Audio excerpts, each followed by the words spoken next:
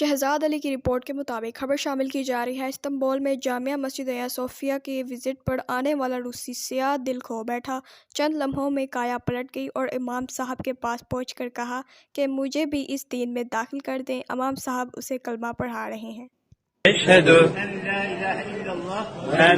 इलाहा इल्लल्लाह व अशहदु अन्न मुहम्मदन अब्दुहु व रसूलुहु। There is no God but Allah.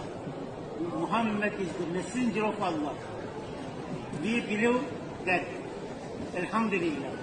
Elhamdülillah. Alhamdulillah. Praise to be. Tebrik ediyoruz. Tebrik ediyoruz. Tebrik ediyoruz.